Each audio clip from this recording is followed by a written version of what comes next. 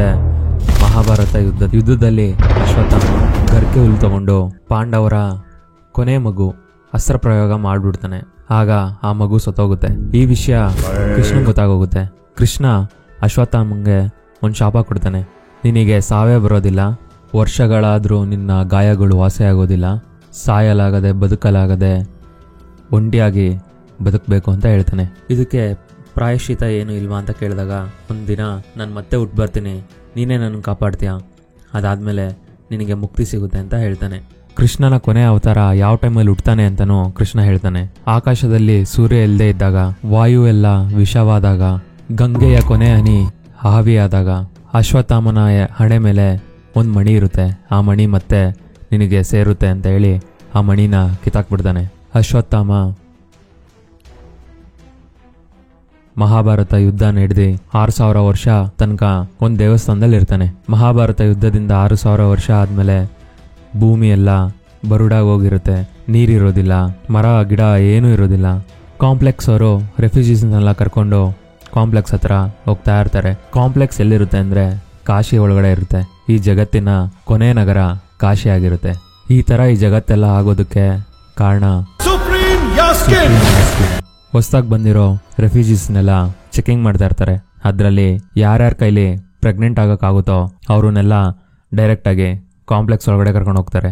ಈ ಹುಡುಗಿನ ರೆಬಲ್ಸ್ ಕಡೆಯವನಾದ ಇವನು ಕಾಪಾಡ್ತಾನೆ. ರೋಹಿ ಆ ಹುಡುಗಿನ ಕರ್ಕೊಂಡು ಒಂದು ಕಡೆ ಹೋಗ್ತಾನೆ. ಅಲ್ಲಿ ರೆಬಲ್ಸ್ ಎಲ್ಲ ಬಚ್ಚಿಟ್ಕೊಂಡಿರ್ತಾರೆ.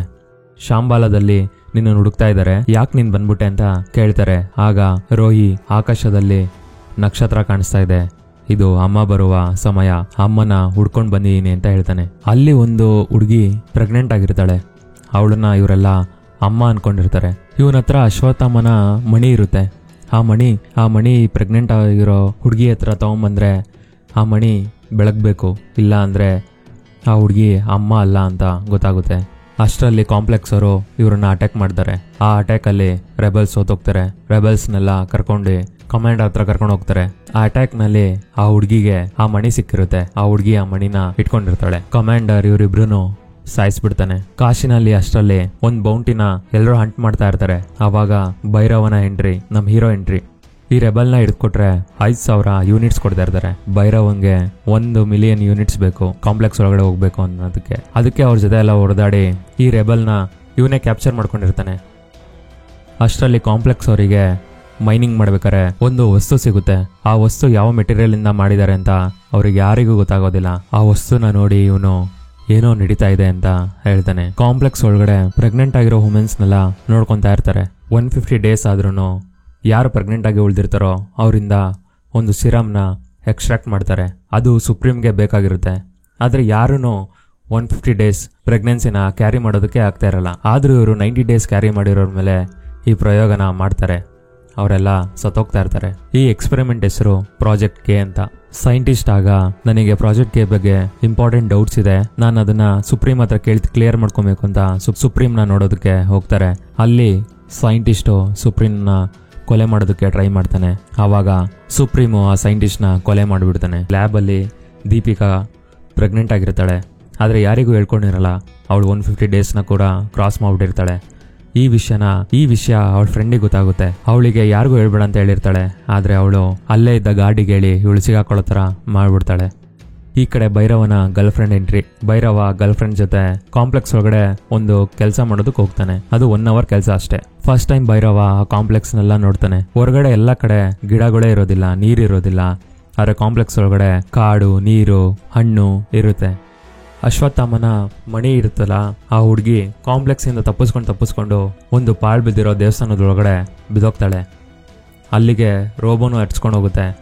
ಆ ರೋಬೋ ಇನ್ನೇನು ಈ ಹುಡುಗಿನ ಹಿಡಿಬೇಕು. ಅಷ್ಟರಲ್ಲಿ ಅಲ್ಲೇ ಇದ್ದಂತ ಅಶ್ವತ್ಥಾಮ ಆ ರೋಬೋಗೆ ಹೊಡೆದು ಪುಡಿ ಮಾಡಿಬಿಡ್ತಾನೆ. ಆದರೆ ಅಶ್ವತ್ಥಾಮಂಗೆ ಗೊತ್ತಿರೋದಿಲ್ಲ ಈ ಹುಡುಗಿ ಹತ್ರ ಮಣಿ ಇರುತ್ತೆ ಅಂತ. ಇಬ್ರು ಅಲ್ಲೇ ಇರ್ತಾರೆ. ದೀಪಿಕಾಗೆ 150 ಡೇಸ್ ಆಗಿದೆ ಅಂತ ಎಲ್ಲರಿಗೂ ಗೊತ್ತಾಗಿ ಮತ್ತೆ ಅವಳಿಂದ ಸಿರಮ್ನ ಎಕ್ಸ್ಟ್ರಾಕ್ಟ್ ಮಾಡೋಕ್ಕೆ ಎಕ್ಸ್ಪೆರಿಮೆಂಟು ಮಾಡೋದಕ್ಕೆ ಶುರು ಮಾಡ್ತಾರೆ. ಒಂದೇ ಒಂದು ಡ್ರಾಪು ಸಿರಮ್ನ ಎಕ್ಸ್ಟ್ರಾಕ್ಟ್ ಮಾಡ್ತಾರೆ. ಅಷ್ಟರಲ್ಲಿ ಕರೆಂಟ್ ಹೋಗ್ಬಿಡುತ್ತೆ. ಮತ್ತೆ ದೀಪಿಕಾನ ಅವಳ ಫ್ರೆಂಡ್ ಇರ್ತಾಳಲ್ಲ, ಅವಳು ಕಾಪಾಡ್ತಾಳೆ. ಅವಳ ಫ್ರೆಂಡು ಒಬ್ಳು ರೆಬಲ್ ಇಲ್ಲಿಗೆ ಅಂಡರ್ ಕವರ್ ಆಗಿ ಕೆಲಸ ಮಾಡ್ಕೊಂಡಿರ್ತಾಳೆ ರೆಬಲ್ಸ್ಗೋಸ್ಕರ. ಇದೊಂದೇ ದಾರಿ ಇದ್ದಿದ್ದು ನಿನ್ನನ್ನ ಕಾಪಾಡೋದಕ್ಕೆ ಅಂತ ಹೇಳ್ತಾಳೆ. ಅಷ್ಟರಲ್ಲಿ ಕಾಂಪ್ಲೆಕ್ಸ್ ಅವರು ಅವ್ರ ಮೇಲೆ ಅಟ್ಯಾಕ್ ಮಾಡ್ತಾರೆ. ಆ ಅಟ್ಯಾಕ್ ನಲ್ಲಿ ಅವಳ ಫ್ರೆಂಡ್ ಸತ್ತೋಗ್ತಾಳೆ. ದೀಪಿಕಾ ಅಲ್ಲಿಂದ ತಪ್ಪಿಸ್ಕೊಂಡು ಮುಂದೆ ಹೋಗ್ತಾಳೆ. ಫ್ಲೇಮ್ಸ್ ಬರುವ ಒಂದು ಗೇಟ್ ಇರುತ್ತೆ. ಆ ಗೇಟ್ ನ ದಾಟ್ಕೊಂಡು ಹೋದ್ರೆ ಹೊರಗಡೆ ರೆಬಲ್ಸ್ ಅವರು ದೀಪಿಕಾಗ ಕರ್ಕೊಂಡು ಹೋಗೋದಕ್ಕೆ ಕಾಯ್ತಾ ಇರ್ತಾರೆ. ಅದನ್ನ ದಾಟೋದು ತುಂಬಾ ಕಷ್ಟ ಇರುತ್ತೆ. ಈ ಕಡೆ ಅಶ್ವತ್ಥಾಮನಿಗೆ ಒಂದು ಸಂಕೇತ ಸಿಗುತ್ತೆ. ನೀರೆಲ್ಲ ಗಂಗೆಯ ಕೊನೆಯ ಹಾವಿಯಾಗೋಗಿರುತ್ತೆ. ಇದೇ ಸಮಯ ಅಂತ ಅಶ್ವತ್ಥಾಮ ಆ ಹುಡ್ಗಿ ಹತ್ರ ನೋಡಿದಾಗ ಆ ಹುಡ್ಗಿ ಜೋಬಲ್ಲಿ ಮಣಿ ಬೆಳಗ್ತಾ ಇರುತ್ತೆ. ಆ ಮಣಿನ ಎತ್ಕೊಂಡು ಅಶ್ವತ್ಥಾಮ ಅವನ ಹಣೆ ಒಳಗಡೆ ಇಟ್ಕೊಂತಾನೆ. ಅವನ ಮುಖ ಎಲ್ಲ ಗಜ್ಜಿ ಆಗೋಗಿರುತ್ತೆ. ಆ ಮಣಿ ಅವನ ಹಣೆ ಮೇಲೆ ಇಟ್ಕೊಂಡ ತಕ್ಷಣ ಎಲ್ಲ ವಾಸಿ ಆಗೋಗುತ್ತೆ. ಈ ಕಡೆ ದೀಪಿಕಾ ಆ ಬೆಂಕಿ ಒಳಗಡೆ ನಡ್ಕೊಂಡು ಹೋಗ್ಬಿಡ್ತಾಳೆ ಕಣ್ಮುಚ್ಕೊಂಡು. ಆಗ ಜೋರಾಗಿ ಗಾಳಿ ಬಂದು ಆ ಬೆಂಕಿ ಅವಳನ್ನ ಸುಡೋದೇ ಇಲ್ಲ. ಹೊರಗಡೆ ಬರ್ತಾಳೆ. ಅಲ್ಲಿಂದ ರೆಬಲ್ಸ್ ಹೋಗ್ತಾ ಇರ್ತಾರೆ. ಆಗ ಅವರು ಇವಳು ನಿನ್ನ ಹೆಸರೇನು ಅಂತ ಕೇಳ್ತಾರೆ. ಅವಳ ಕೈಯಲ್ಲಿರೋ ಟ್ಯಾಟು ತೋರಿಸಿ ನನಗೆ ಹೆಸರಿರೋದಿಲ್ಲ, ಬರೀ ನಂಬರ್ ಇರುತ್ತೆ ಅಂತ ಹೇಳ್ತಾಳೆ. ಆಗ ಅವರೆಲ್ಲ ಸೇರಿ ಅವಳಿಗೊಂದು ಹೆಸರು ಕೊಡ್ತಾರೆ, ಸುಮತಿ ಅಂತ ಹೇಳ್ತಾರೆ. ಅಷ್ಟರಲ್ಲಿ ಕಾಂಪ್ಲೆಕ್ಸ್ ಅವರು ಆ ಶಿಪ್ನ ಅಟ್ಯಾಕ್ ಮಾಡ್ತಾರೆ. ಈ ಕಡೆ ಭೈರವಂಗೆ ಬೌಂಟಿ ಅಲರ್ಟ್ ಬರುತ್ತೆ. ಅದರಲ್ಲಿ ಸುಮತಿಗೆ $1 million ಬೌಂಟಿ ಹಾಕಿರ್ತಾರೆ. ಇನ್ನೇನು ರೆಬಲ್ಸ್ ಇವ್ರನ್ನೆಲ್ಲ ಕ್ಯಾಪ್ಚರ್ ಮಾಡಬೇಕು. ಆ ಟೈಮಲ್ಲಿ ಅಶ್ವತ್ಥಾಮ ಬಂದು ಅವ್ರನ್ನೆಲ್ಲ ಹೊಡಿತಾ ಇರ್ತಾನೆ. ಆಗ ಭೈರವ ಕೂಡ ಅಲ್ಲಿಗೆ ಬರ್ತಾನೆ. ಭೈರವ ಬಂದು ಅಶ್ವತ್ಥಾಮನ್ ಜೊತೆ ಫೈಟ್ ಆಡ್ತಾನೆ. ಆ ಫೈಟಲ್ಲಿ ಭೈರವ ಸೋತೋಗ್ತಾನೆ. ಅಶ್ವತ್ಥಾಮ ಮತ್ತೆ ಸುಮತಿ ಎಲ್ಲ ಶಾಂಬಾಲದೊಳಗಡೆ ಹೋಗ್ತಾರೆ. ಮತ್ತೆ ಕಮಾಂಡರ್ ಮತ್ತೆ ಇವನು ಡಿಸ್ಕಸ್ ಮಾಡ್ತಾ ಇರ್ತಾರೆ. ಪುರಾಣಗಳೆಲ್ಲ ನಿಜ ಆಗ್ತಾ ಇದೆ. ಯಾರು ಮುಟ್ಟಕ್ಕಾಗ್ದಿರೋ ಗಾಂಡೀವ, 150 days ಕ್ರಾಸ್ ಮಾಡಿರೋ ಪ್ರೆಗ್ನೆಂಟ್ ವುಮೆನ್, 8 ಅಡಿಯ ಅಶ್ವತ್ಥಾಮ ಎಲ್ಲರೂ ಇದ್ದಾರೆ ಅಂದರೆ ಆ ಭಗವಂತ ಮತ್ತೆ ಹುಡ್ತಾ ಇದ್ದಾನೆ ಅಂತ ಹೇಳ್ತಾನೆ. ಶಾಂಬಾಲದಲ್ಲಿ ಒಂದು ದೊಡ್ಡ ಮರ ಇರುತ್ತೆ. ಆದರೆ ಆ ಮರ ಸತ್ತೋಗಿರುತ್ತೆ. ಅಂದರೆ ಎಲೆಗಳೇ ಇರೋದಿಲ್ಲ. ಇವ್ರು ಬರೆಯೋ ಸಮಯಕ್ಕೆ ಆ ದೊಡ್ಡ ಮರದಲ್ಲಿ 2 ಎಲೆ ಚಿಗುರಿರುತ್ತೆ. ಶಾಂಬಾಲದಲ್ಲಿ ರೆಬಲ್ಸ್ ಎಲ್ಲ ಹೇಗೆ ನಂಬೋದು ಇವಳು ಅಮ್ಮ ಅಂತ ಕೇಳಿದ ತಕ್ಷಣ ಅಲ್ಲಿ ಮಳೆ ಬರುತ್ತೆ. ಅವಾಗ ಶಾಂಬಾಲದವರೆಲ್ಲ ಇವಳೇ ಅಮ್ಮ ಅಂತ ನಂಬ್ತಾರೆ. ಮತ್ತೆ ಇವಳಿಗೆ ಆರೈಕೆ ಮಾಡೋದಕ್ಕೆ ಸ್ಟಾರ್ಟ್ ಮಾಡ್ತಾರೆ. ಕಾಂಪ್ಲೆಕ್ಸ್ ಅವರು ಅಷ್ಟರಲ್ಲಿ ಸುಮತಿನ ಹುಡ್ಕೊಂಡು ಆ ಜಗಳ ಆಯ್ತಲ್ಲ ಆ ಸ್ಪಾಟಿಗೆ ಬರ್ತಾರೆ. ಅಲ್ಲಿ ಭೈರವ ಸಿಗ್ತಾನೆ. ಭೈರವನಿಗೆ ಒಂದು ಆಫರ್ ಕೊಟ್ಟಿರ್ತಾರೆ. ಸುಮತಿನೇನಾದರೂ ನಮ್ಮನ್ನ ಹತ್ರ ಕರ್ಕೊಂಬಂದರೆ ನಿನಗೆ ಡೈರೆಕ್ಟ್ ಎಂಟ್ರಿ ಕಾಂಪ್ಲೆಕ್ಸ್ ಒಳಗಡೆ ಅಂತ ಹೇಳ್ತಾರೆ. ಭೈರವ ಒಬ್ಬ ರೆಫ್ಯೂಜಿನ ಸ್ಟಾರ್ಟಿಂಗಲ್ಲಿ ಕಾಪಾಡಿರ್ತಾನೆ ಗೊತ್ತಾ, 5,000 ಯೂನಿಟ್ಗೆ. ಅವನನ್ನು ಫ್ರೆಂಡ್ ಮಾಡಿಕೊಂಡು ಶಾಂಬಾಲದೊಳಗಡೆ ಹೋಗೋಣ ಅಂತ ಹೇಳ್ತಾನೆ. ಅಶ್ವತ್ಥಾಮ ಈ ಹುಡುಗಿಗೆ ಒಂದು ಕೋಲ್ ಹಿಡ್ಕೊಂಡಿರ್ತಾನಲ್ಲ, ಆ ಕೋಲ್ ಬಗ್ಗೆ ಹೇಳ್ತಾನೆ. ಆ ಕೋಲು ಕರ್ಣಂದು, ಎಲ್ಲದಕ್ಕಿಂತ ಶಕ್ತಿವಂತವಾದ ವೆಪನ್ ಇದು. ಆದರೆ ಕರ್ಣ ಸತ್ತೋದ ತಕ್ಷಣ ಈ ವೆಪನ್ನು ನಿಷ್ಕ್ರಿಯ ಆಗೋಗಿದೆ, ಇದು ಇವಾಗ ವರ್ಕ್ ಆಗಲ್ಲ ಅಂತ ಆ ಹುಡುಗಿಗೆ ಹೇಳ್ತಾ ಇರ್ತಾನೆ. ಭೈರವ ಅವನ ಹತ್ರ ಇರೋ ಯೂನಿಟ್ಸ್ ಎಲ್ಲ ಖರ್ಚು ಮಾಡಿ ಕಾರ್ನ ಮಾಡಿಫೈ ಮಾಡ್ತಾನೆ, ರೋಬೋ ಆಗೋ ಥರ. ಅವನ ಫ್ರೆಂಡ್ನ ಕರ್ಕೊಂಡು ಶಾಂಬಾಲದ ಒಳಗಡೆ ಹೋಗ್ತಾನೆ. ಮತ್ತೆ ಅಲ್ಲಿ ಅಶ್ವತ್ಥಾಮನಿಗೋ ಭೈರವನಿಗೋ ಫೈಟ್ ನಡೆಯುತ್ತೆ. ಇವರಿಬ್ರು ಫೈಟ್ ಮಾಡೋ ಸಮಯದಲ್ಲೇ ಕಾಂಪ್ಲೆಕ್ಸ್ ಅವರು ಶಾಂಬಾಲದೊಳಗಡೆ ಎಂಟ್ರಿ ಕೊಡ್ತಾರೆ.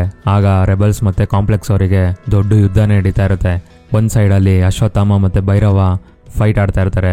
ಲಾಸ್ಟ್ 30 minutes ಈ ಫೈಟ್ ನಡೆಯುತ್ತೆ. ಈ ಸಿನಿಮಾದಲ್ಲಿ ಹೈಲೈಟ್ ಅಂದ್ರೇನೆ ಈ ಲಾಸ್ಟ್ 30 minutes ಸೂಪರ್ ಆಗಿದೆ ಅಂತಾನೆ ಹೇಳ್ಬೋದು. ಅಶ್ವತ್ಥಾಮ ಭೈರವನ ಸೋಲಿಸಿ ಹೊಡೆದಾಕ್ಬಿಟ್ಟಿರ್ತಾನೆ. ಆಗ ಅಶ್ವತ್ಥಾಮನ ಕಾಂಪ್ಲೆಕ್ಸ್ ಅವರು ಕ್ಯಾಪ್ಚರ್ ಮಾಡ್ಬಿಡ್ತಾರೆ. ಅಶ್ವತ್ಥಾಮನ್ ಕೈಲಿ ಏನು ಮಾಡೋದಕ್ಕಾಗೋದಿಲ್ಲ, ಆ ಪರಿಸ್ಥಿತಿಲಿ ಇರ್ತಾನೆ. ಆಗ ಕಾಂಪ್ಲೆಕ್ಸ್ ಅವರು ಸುಮತಿನ ಕರ್ಕೊಂಡು ಶಿಪ್ ಒಳಗಡೆ ಹೋಗ್ತಾರೆ. ಅಷ್ಟರಲ್ಲಿ ಅದೇ ಅವಾಗೆ ಆ ಕೋಲ್ ಬಗ್ಗೆ ಹೇಳಿದ್ನಲ್ಲ, ಭೈರವನ ಕೈ ಹತ್ರ ಬಿದ್ದಿರುತ್ತೆ. ಆಗ ಚಿಗುರು ಇರುತ್ತಲ್ಲ ಒಂದೇ ಒಂದೆಲೆ ಆ ಮರದಲ್ಲಿ, ಆ ಎಲೆ ಬಂದು ಆ ಕೋಲ್ ಮೇಲೆ ಕುತ್ಕೊಂಡೋಗುತ್ತೆ. ಆ ಕೋಲು ಭೈರವನ ಕೈ ಸೇರುತ್ತೆ. ಭೈರವ ಕರ್ಣ ಆಗಿರ್ತಾನೆ. ಭೈರವನ ಮೇಲೆ ಕರ್ಣನೇ ಬಂದ್ಬಿಟ್ಟಿರ್ತಾನೆ. ಕಾಂಪ್ಲೆಕ್ಸ್ ಅವ್ರನ್ನೆಲ್ಲ ಹೊಡೆದಾಕಿ ಸುಮತಿನ ಎತ್ಕೊಂಡು ಭೈರವ ಬರ್ತಾನೆ.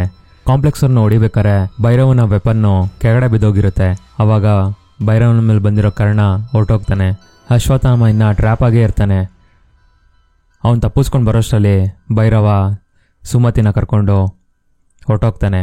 ಆವಾಗ ಆ ಹುಡುಗಿ ಬಂದು ಯಾರದು ಅಂತ ಅಶ್ವತ್ಥಾಮನ ಕೇಳಿದಾಗ ಅವನು ಕರ್ಣ ಅಂತ ಅಶ್ವತ್ಥಾಮ ಹೇಳ್ತಾನೆ.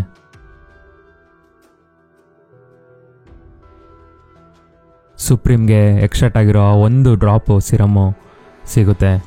ಅದನ್ನು ಅವನು ಇಂಜೆಕ್ಟ್ ಮಾಡಿಕೊಂಡು ಪವರ್ಫುಲ್ಲಾಗಿ ಆ ಗಾಂಡೀವ ಇರುತ್ತಲ್ಲ ಅದನ್ನು ಅವನೇ ಹಿಡ್ಕೊಂತಾನೆ. ಕಲ್ಕಿ ಪಾರ್ಟು ಅಲ್ಲಿ ಅವನು ಸುಮತಿನ ಹುಡ್ಕೊಂಡು ಹೋಗ್ತಾನೆ.